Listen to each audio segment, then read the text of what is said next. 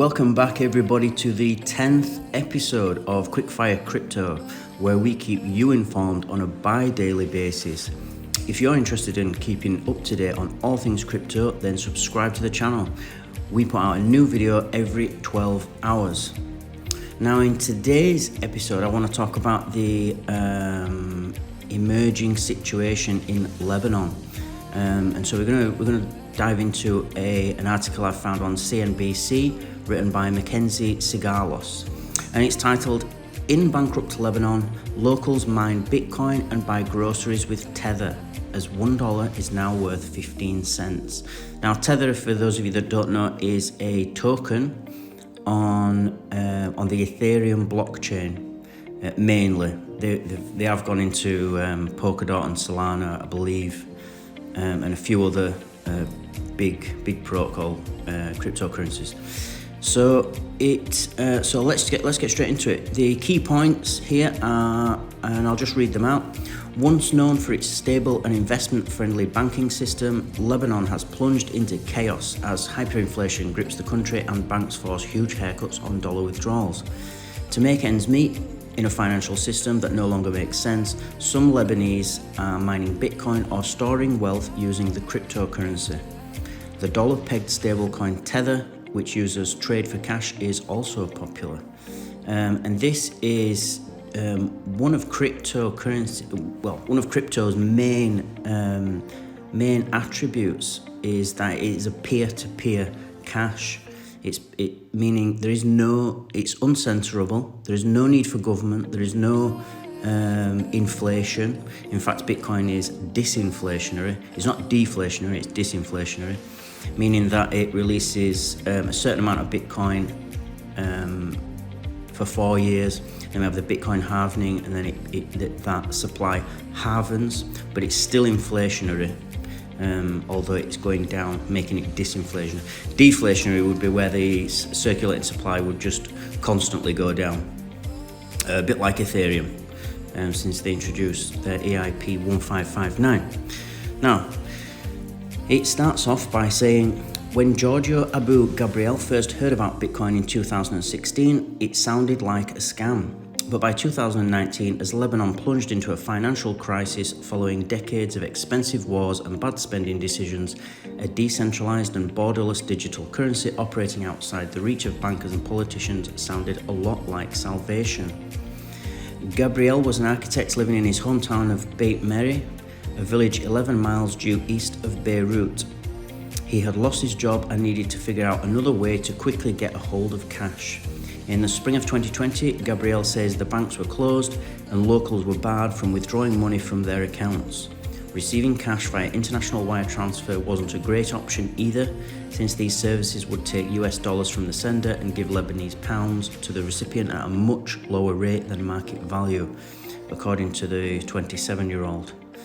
So when you use Bitcoin, you can use it from one account to another. That's from one person to another, or one business to a customer.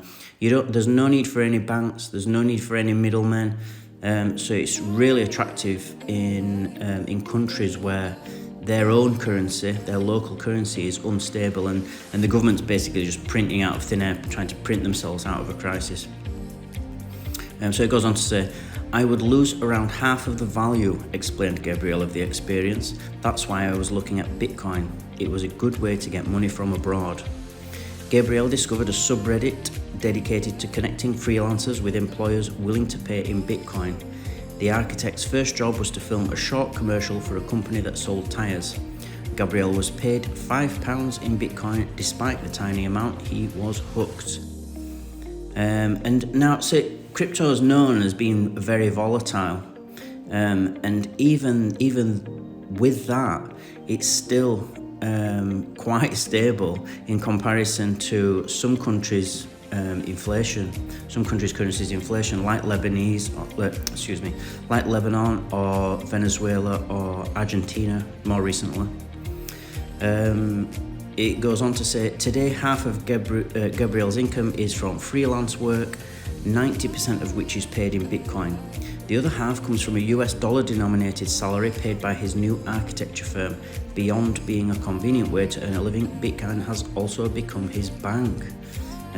Because if you imagine Bitcoin is disinflationary, you may not know what price, if Bitcoin's $20,000 per Bitcoin today, you may not know in a year's time what it's going to be, whether it's going to be $15,000 per Bitcoin or whether it's going to be $35,000, you've no idea. But even that thought is still attractive compared to having to use the Lebanese pound, where you don't know, well, you're almost certain that it's going to be printed out of, into oblivion. So next year, you know that if you hold 100 Lebanese pounds, that in a year the purchasing value of those Lebanese pounds is going to be only maybe 90%, and it's on a constant decline. Whereas at least with Bitcoin, you've got half a chance. And the Bitcoin that you do have, even though if you pretend it not to be dollar denominated, because it's disinflationary, you know that when you'll still have one Bitcoin will still be one Bitcoin in a year. It'll still be worth one Bitcoin. One Lebanese pound is not necessarily going to be worth one Lebanese pound, especially if things continue the way they are. So Gabriel says, when I get paid from my architecture job, I withdraw all my money, continued Gabriel. He then uses that cash to buy small amounts of Bitcoin every Saturday. The rest he keeps as spending money for daily needs and home renovations. Gabriel isn't alone in seeking alternative ways to earn, save and spend money in Lebanon, a country whose banking system is fundamentally broken after decades of mismanagement. The local currency has lost more than 95% of its value since August 2019. The minimum wage has effectively plummeted from $450 to $17 a month. Pensions are virtually worthless. Lebanon's triple-digit inflation rate is expected to be second only to Sudan this year, and bank account balances are just numbers on papers. Not everyone believes that the banks are bankrupt, but the reality is that they are, said Ray Hindi, CEO of a Zurich-based management firm dedicated to digital assets. The other great thing about Bitcoin is because it's uncensorable, nobody can stop you accessing that Bitcoin. If you want to pay me, if I run a business, if I run a supermarket, and you want to pay, and I accept Bitcoin, and you want to pay me in Bitcoin, nobody can get in the way of that. No government can stop it. It can't be censored. So it means that you will always have access to it, which is very attractive if you live in one of these countries. I must mention Turkey as well, because Turkey's lira is down the Swanee, shall we say, and only getting worse as Erdogan just keeps raising interest rates and raising. So he goes on to say, the situation hasn't really changed since 2019.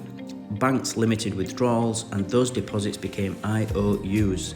You could have taken out your money with a 15% haircut, then 35%, and today we're at 85%, continued Hindi, who was born and raised in Lebanon before leaving at the age of 19.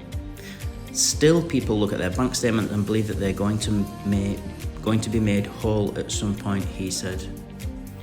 Despite losing nearly all of their savings and pension, Gabriel's parents, both of whom are career government employees, are holding out hope that the existing financial system will right-size at some point. In the meantime, Gabriel is covering the difference. And so you get the picture.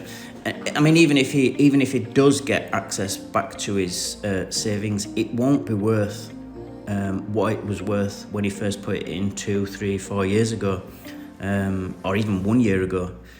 So it's just a very dire situation, and it goes back to that. If you look back at ancient times, the governments used to, when you talk about slavery, the governments used to have slaves to basically build everything that they needed you to build, and they would provide you with food and a home. And we always assume that today that slavery is kind of gone, but in fact, what governments do now is they make us build all the stuff that they want us to build and grow the economy, and they give us cash, or they give us money, the fiat money of your local currency. And now if that currency is something that they can just print out of nothing, then you are effectively working for nothing.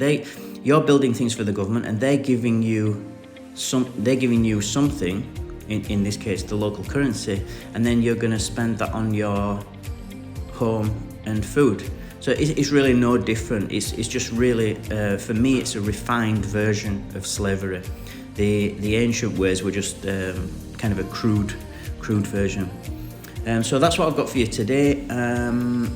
Remember, everybody, to subscribe to the channel, join our team. We'll keep you updated on all things crypto every 12 hours. Smash the like button if you feel you got value from this video, and I'll see you all in 12 hours.